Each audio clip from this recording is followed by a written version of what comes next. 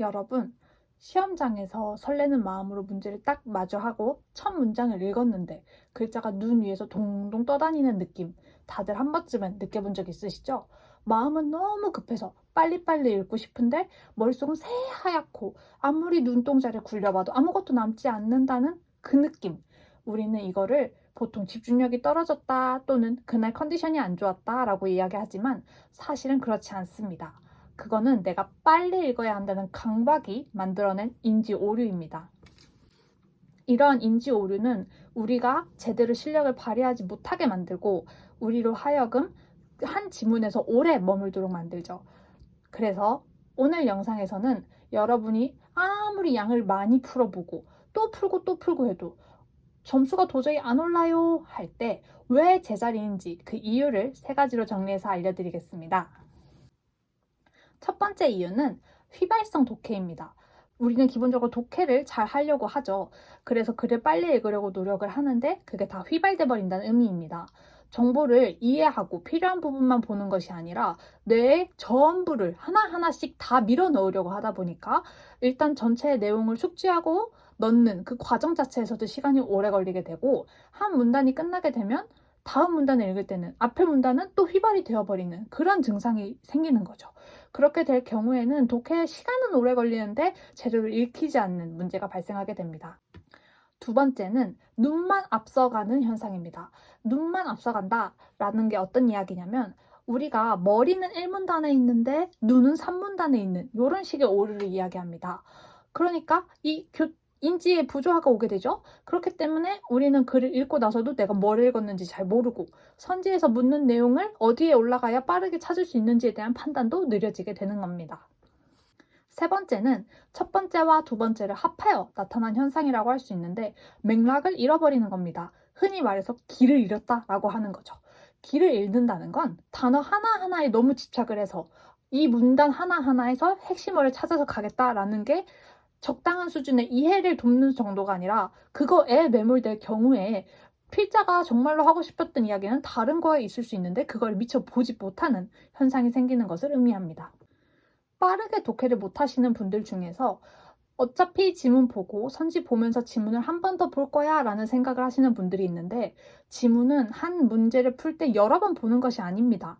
결국 우리가 해야 되는 건 이 지문을 정말 깔끔하고 멋들어지게 요약해내는 것이 아니라 내가 최대한 빠르게 선지를 골라내는 것이라는 거죠. 객관식 시험에서는 이 점을 정말로 중요하게 생각하시고 절대 간과하셔서는 안 됩니다.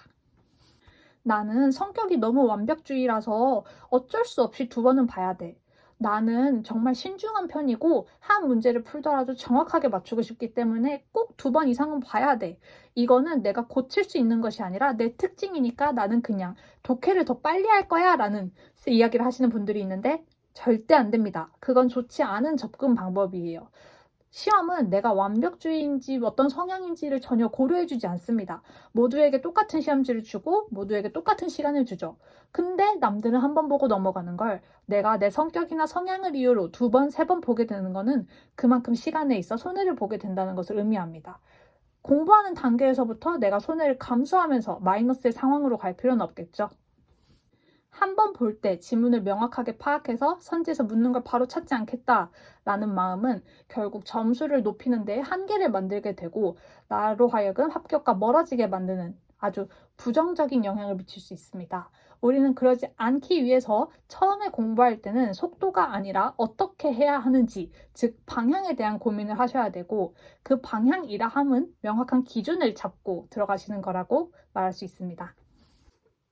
잘못된 방향, 잘못된 기준으로 100문제, 1000문제 아무리 많이 풀어도 실력은 늘지 않습니다.